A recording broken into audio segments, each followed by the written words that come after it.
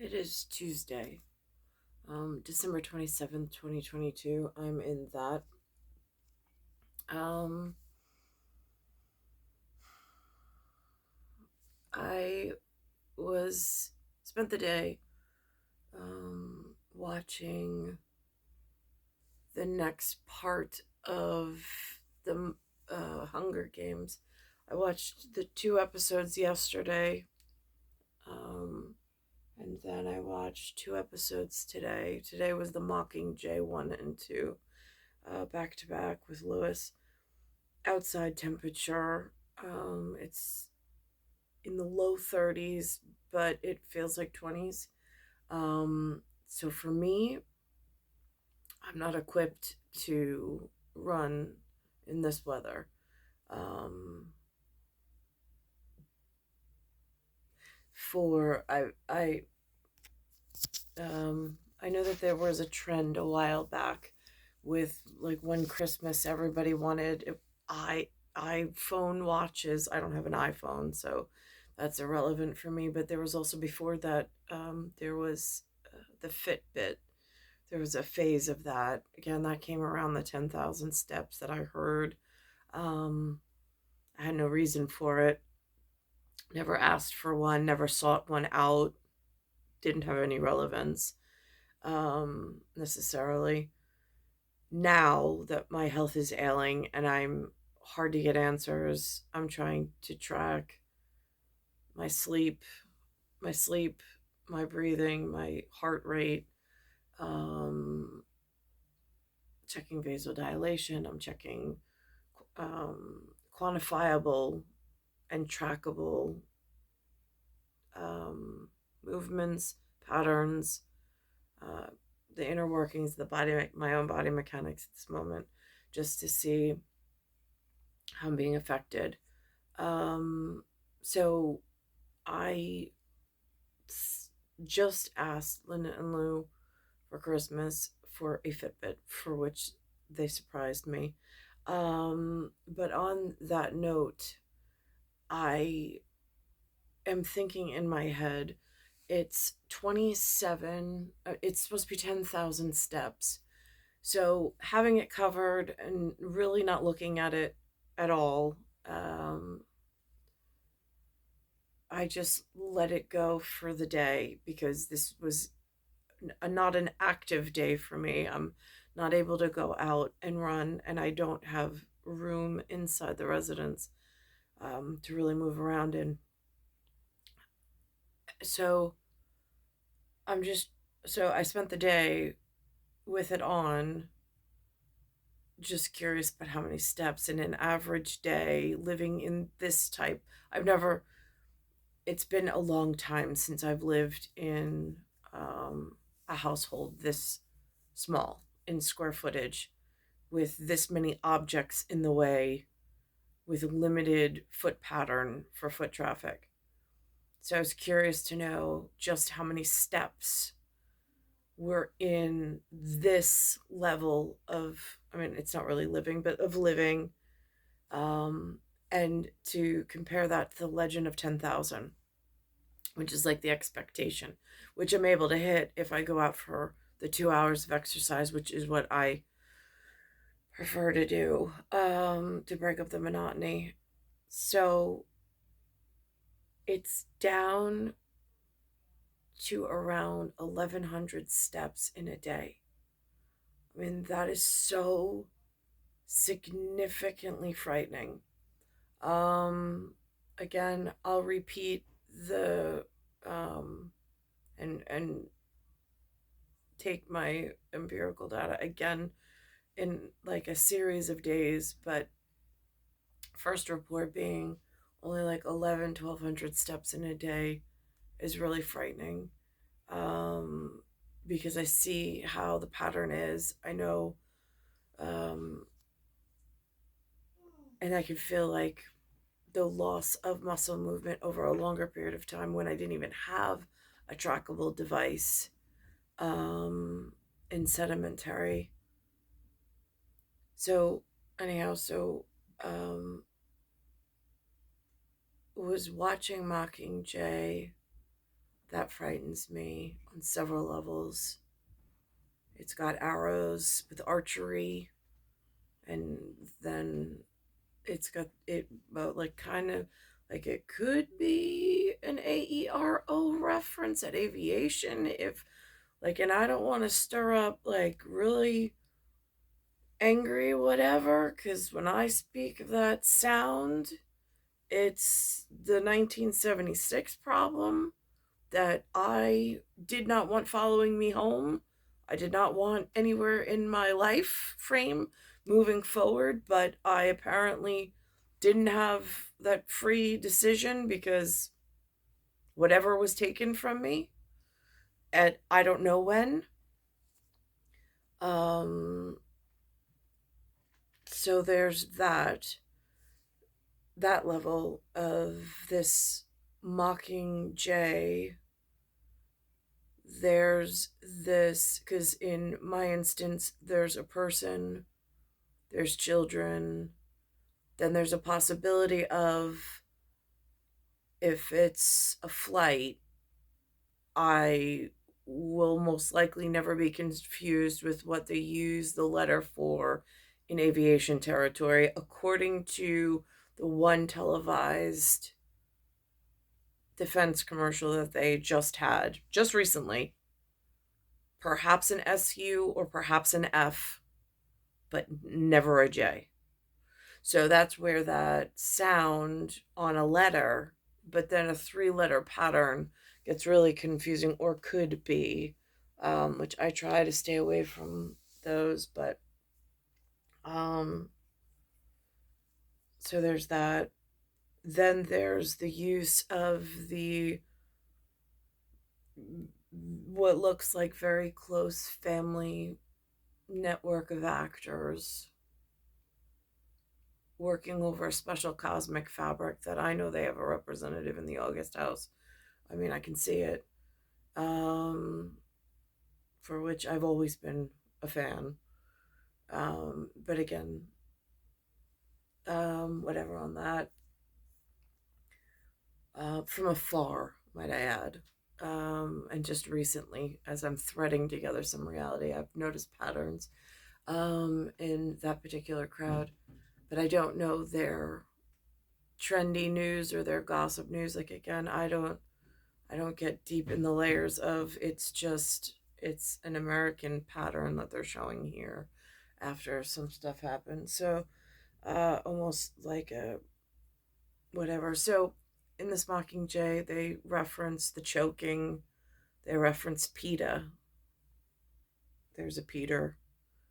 There's now in this version with a J, there's a grandson of PETA. What I don't know what PETA means to anybody else. Um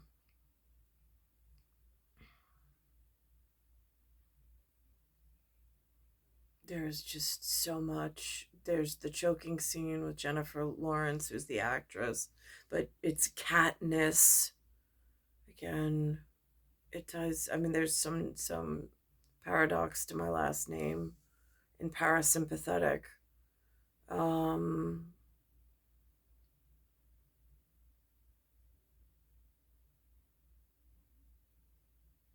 I'm just parasympathetic at this point. I've already been through the fight or flight in sympathetic, where well they did their artistic visualization to confirm for themselves about the whatever, and then the amount of time that Katniss spent inside of a hospital facility, the amount of times that she kept getting put back into a hospital facility, some of the abuse I've suffered here, unwarranted, unjustified, and I don't know, are they punishing characters in this like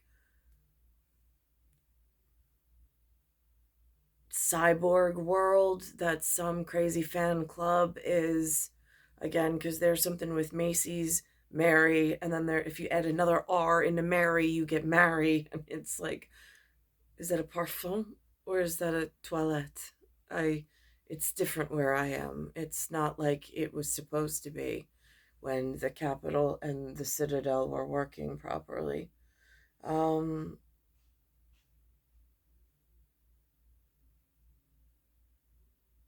then there was mention of something called a peacekeeper of they that was frightening. I'm like, the sound peacekeeper, and then what they portrayed peacekeeper, and then realizing, because it's got this almost Ukraine feel to it.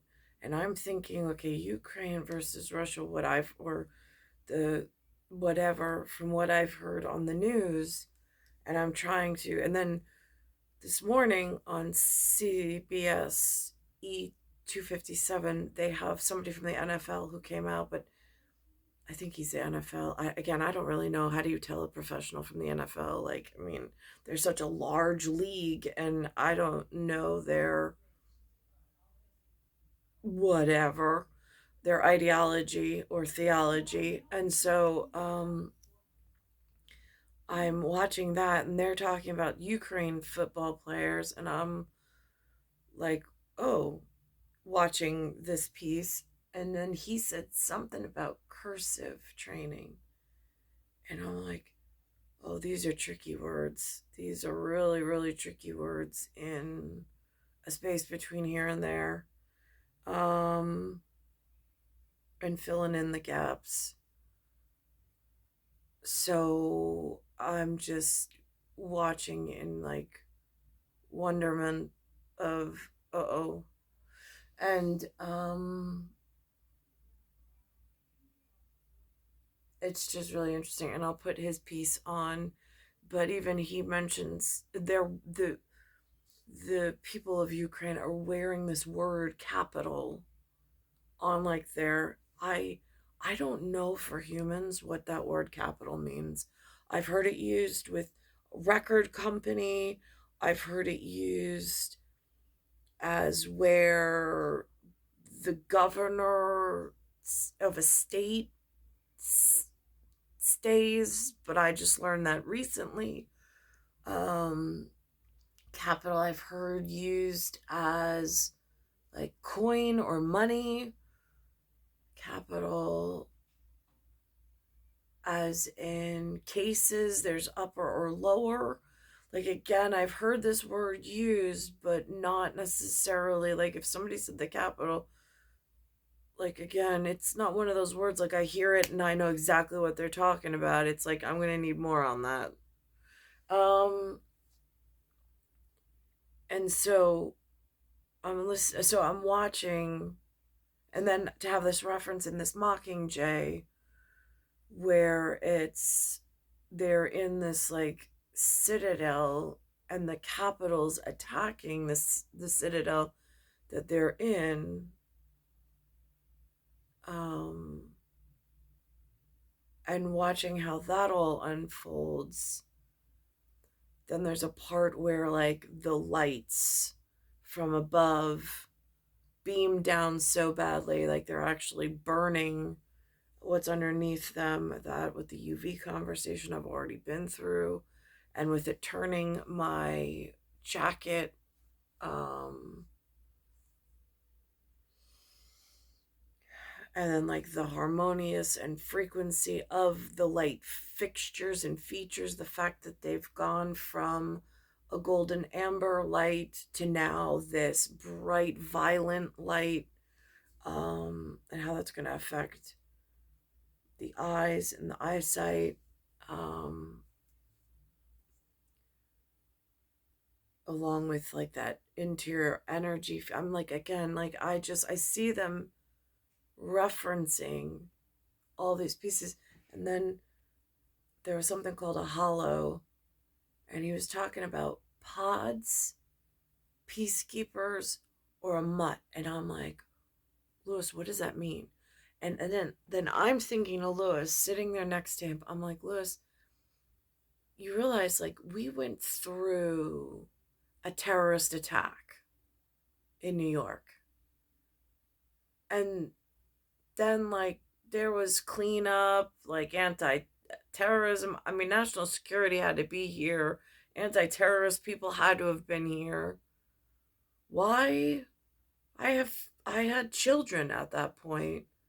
Why was there no integration into services of how to like keep us informed? I'm like, I don't know what a pod, a peacekeeper, or a mutt is, and now I'm watching the visualization of what they're portraying, and I'm just like, holy crow. I'm just this is a I mean, I definition wise, I'm totally at a loss of for recognition of some of this stuff. And I'm like, this is really serious. I mean, in Linda's day, they had them hiding under desks, frightening the children. It went from that extreme of that wasn't really teaching them. It was teaching them how to die better, perhaps. But it wasn't, or teaching them how to make a really fearful memory. It really wasn't like some form of psychological training. I don't really know. But it wasn't what was needed to have children and move forward. And she was a daughter of a mother born in the celestial house of August. I mean, this is, I don't know. So, it's a culmination of a lot of things, and then crossover references. And then I'm thinking empirical data collected on my own person. And then the portrayals of just how confusing the epistemology is. I found that word by accident today. I'm doing empirical data, and then it comes up with a suggestion of like, I don't know, you call it a synonym. Like I would used to think to go to a thesaurus. I mean, I don't even think anybody uses one of those anymore. In my children's schooling, I never even heard them reference. I mean, in my schooling, they referenced encyclopedias, thesaurus.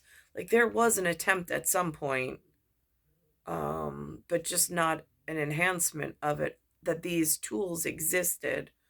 Um, but in my children's day, like they weren't even mentioned. And there was like no use for them. Like nobody was. So that gets really confusing. Um, so I'm gonna go pull up. Again in this. I'm gonna go pull up the NFL reference to the Ukraine football people, um, and the story that they put on. And I did not. Also, I did not know. I mean, in Magic Escalators, this is really important. I did not know that football has 11 players on each side. The House of August, that's a really important feature, 1111. So I'm just going to pause this for a minute. So this was from this morning, this football piece. Somebody was happy. Somebody was happy. That's what the holidays are all about. I love it. I love it. But we begin this hour with a powerful new documentary about the Ukrainian League of American Football and the impact of the war with Russia on its players. The new documentary called Who If Not Us? NFL Network's Good Morning Football host Kyle Brandt chronicles the stories of 4 Ukrainian men from the league and their journeys from the football field to the battlefield. Here's a preview of Kyle speaking with football players Danilo and Yuri. Not only our team members, but all Ukrainians understood that we woke up in a new reality, and we felt a strong internal need to act. So me, my brother, and some of our teammates decided to fight with occupant as soldiers.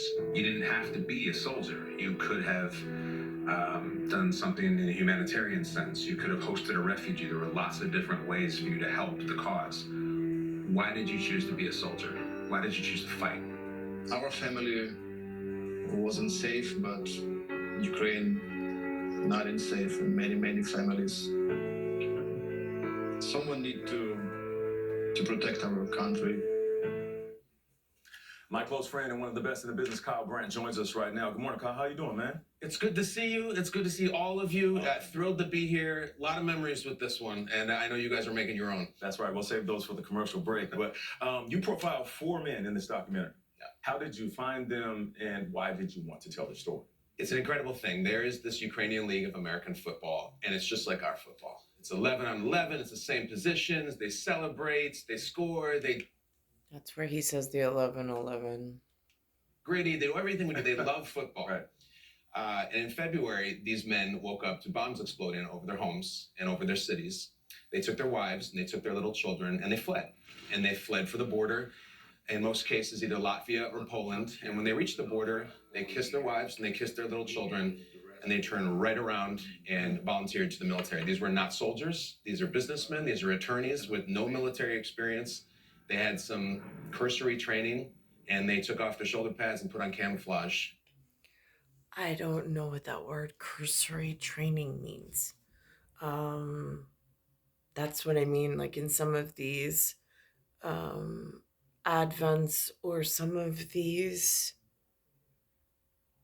pieces that I'm trying to capture for my own edification and for, I have in the House of August as a celestial body, I duplicated, so there's future in the House of August that I'm trying to tie directly myself to my son. So this way there is this, if there's a gap in knowledge that for some reason I was withheld from in training and correct spousal capitulating for whatever reason, I don't want my son to miss this many steps in what he needs to know and to be in preparedness. And started fighting the Russians. And for 8 months, I have corresponded with them, much like you would in the olden days as pen pals. I would send them a video, they would send me a video. Me from my couch, them from in front of a blown out building. And you will not believe the place the story goes. It's the most important, most powerful, and most painful thing I've ever been involved with. It's amazing. What's amazing about this documentary is it takes you inside the foxhole. I mean, we often see videos from Ukraine and from surveillance cameras and things like that, but Right. It's so up close and personal. And the title, Who If Not Us, where did that title come from? That's their creed. That is a translation of a Ukrainian phrase saying, we have to do this. This is the only way we're going to do this. No one else, we are outnumbered. We are outmanned, we are outgunned, and if we were to stay with our families, our country would be taken over. And the access is unbelievable. From the foxhole you mentioned, there are so many sobering moments you have with these men. I remember when I was speaking to Yuri, who is the president of the Ukrainian League of American Football, and he said, I'm a soldier. I'm not afraid of gunfire. That's what I do. I'm not afraid of a battle. I'm not afraid of an eye-to-eye combat. What I'm afraid of is I'm killed in my sleep by a rocket and I never had a chance to fight. That is some of the things we have here. And, Nate, there's a bedrock of football through it too, and teammates and the lessons learned and all of those things. And there's levity, but it's an unbelievably sobering thing that I just still can't believe I was involved with it. Well, you said something that sort of jumped out at me, Kyle. You talked about corresponding with them from the comfort of your couch. And even as journalists who are covering this conflict, this war in Ukraine, ultimately they get to go home, the vast majority of them. The men and women that are fighting this aggression from Russia have to stay there. It is their home. You spoke, though, to Yuri's wife. They are now refugees living in Latvia with her young daughter, their young daughter. What did they tell you about what life is like there? It's difficult. And Vlad, you know this. I felt part of the story was I have to do the best I can to get my hands dirty. And I got to get out of the suburbs. And I got to get out of the cul-de-sac. And I got to get as close as I can. I went to Latvia. I went to Poland. And that's where they're living. And I met with the wives. And this is me seeing Yuri for the first time in a park in Riga, Latvia. And to sit down with these unbelievably powerful women. And here. See, it says capitals, but I think later I see on the jersey it says Capitals and then it says Patriots. So I think these might be names of their teams. I'm not really sure. But I also just saw this symbol almost inside of this movie about this Mockingjay, which frightens me on several levels. The fact that they put this Katniss in there. When I was a child, they had this cartoon called Thundercats. Um, Hear their messages. I asked one of them, I said, I'm trying so hard, we all are in the United States, to relate what you might be going through. When you fled, and that moment when your husband said goodbye, and you don't know when you're going to see him or if you're going to see him, do you not plead with him and say, your place is with us. Your place is taking care of us. This is your responsibility. Do you not try to beg him to stay with us? And she said, of course not. No, I would never. My husband is a hero, and heroes fight. I would never deprive him of that. And I get goosebumps talking about it right now. I will never forget it. And that's how powerful those women are. October 19th was an emotional day for you. Danilo, who was one of the players, one of the fighters, one of the heroes, was killed in battle. And he told you, he said, I don't want to be forgotten. What did he stand for? Danilo stood for everything this cause stands for. There are 4 gentlemen who I became friends with. I care about these people a lot. And this is after 6 months of fighting. And I get a message on my phone. It's 1:30 p.m. on a Wednesday, and I'm doing dishes. And the text was from one of our producers at NFL 360 that said, Danilo has been killed. What's particularly painful about this is that Danilo was fighting with his brother. This is a video here where Danilo finds out he was going to be an uncle for the first time. Danilo and Roman were brothers. And not only were they brothers, they were teammates. They were in the same backfield. One was a fullback, one was a tailback. They enlisted together, and they decided to fight separately because they didn't want their love for each other to be distracted from their cause. Danilo was in the southern Ukrainian city of Kherson, and he was killed when he left cover to help a comrade. And less than 48 hours, I spoke with his brother Roman as part of this piece. And it, again, is something I will never forget. Do his family members regret him doing this? I know you talked about Yuri's wife saying she doesn't want to deprive him of his right to defend his country. But I wonder, when you lose somebody, do you then say, maybe we shouldn't have gotten involved? I thought the same thing, and not for a second. Yeah. They would change nothing. I figured you'd say that. I spoke to Roman, his brother, and I said, how do you feel after this? Same thing. Would you have gone back differently? This man said to me, my only fear in this war, the only thing I'm afraid of, is something happening to my brother. And now that my brother's gone, I have no fear. There's nothing I'm afraid of. And he has said, now they can't touch me. And now I'm even more powerful. And very, very powerful. Man, I am looking forward to this. Thank you for coming and joining us. And thank you for your work. You have a million jobs. You work like I do. You also are a husband, father, coach. So doing an assignment like this, I know it's tough, but we appreciate it, because these are the stories we need to hear when it comes to this fight in Ukraine. Kyle Brandt, we appreciate you. You can see the NFL 360 documentary, Who If Not Us, at 8 p.m. tonight on NFL Network.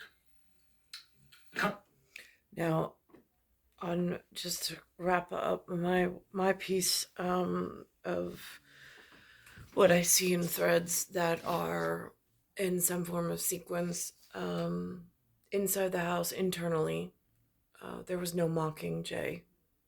There was no. It was more of like in a Harry Potter of Voldemort. You just don't speak his name. That's it. We never spoke of him, the children and I, not of good times, not of bad times, just if they went over and something happened they wanted to speak of, they were free to speak it to me. I would listen. But as far as long, drawn-out psychological conversations, there was none of that. But I was there if they needed me to speak on anything. But there wasn't this proverbial, like, I have to know every detail of what happens when you go over there.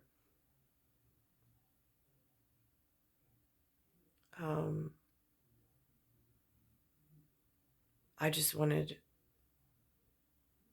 after the initial issue, I just wanted them, and I wanted to find my someone. So just to move on.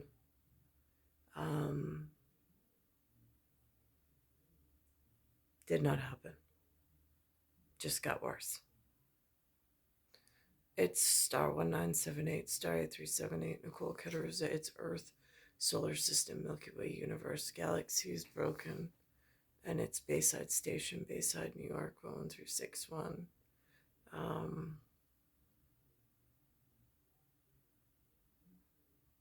And in this Hunger Games, they talk of the victor.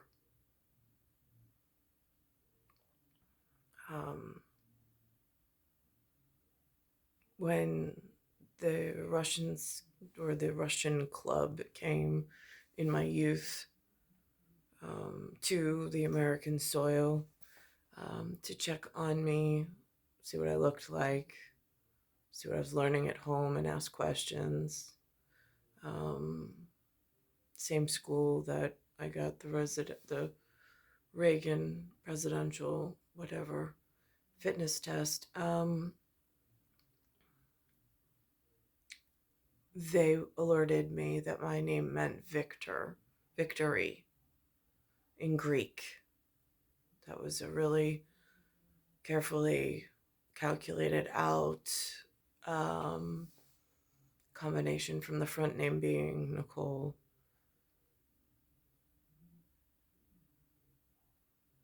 It's *1978, *8378, Nicole Cattaruzza.